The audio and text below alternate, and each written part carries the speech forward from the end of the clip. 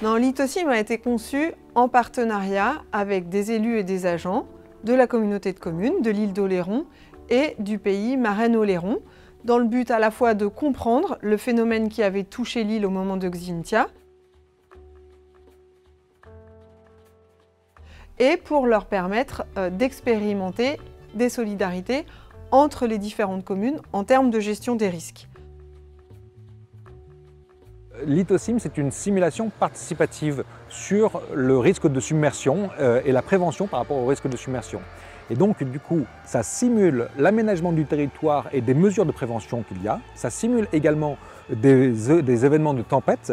Et c'est interactif dans le sens où les élus et les gestionnaires des territoires qui participent à des ateliers de l'Itosim sont aux manettes de la simulation. Donc, ils vont pouvoir tester eux-mêmes différentes mesures de prévention à la fin d'explorer des possibles. C'est une simulation qui permet de s'ouvrir sur différentes solutions possibles pour faciliter la concertation dans les territoires sur les mesures de prévention.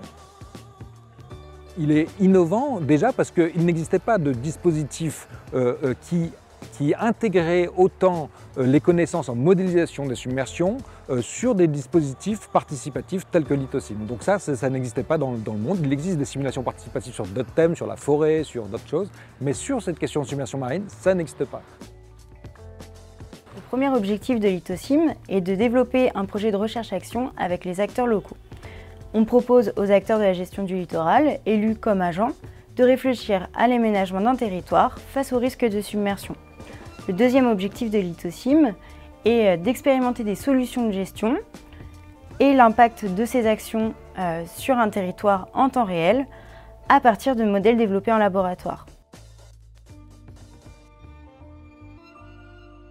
Le retour a été de différents ordres.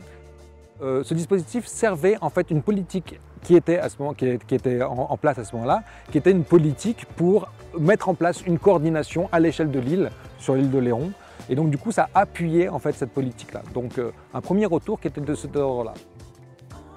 D'autre part, un temps de rencontre finalement, un temps de rencontre et puis de réflexion vraiment assez ouverte, assez libre, qui décalait par rapport à d'autres types de rencontres entre les élus. Le troisième retour, c'est que ça a éveillé plein de questions. Des choses qu'ils n'avaient pas forcément entrevues, finalement, ça les a amenés à réfléchir sur d'autres enjeux. Et à la suite de cela, on a pu organiser même un temps de débat où des experts sont venus pour répondre à d'autres questions qui étaient ressorties durant ces ateliers d'Itosim.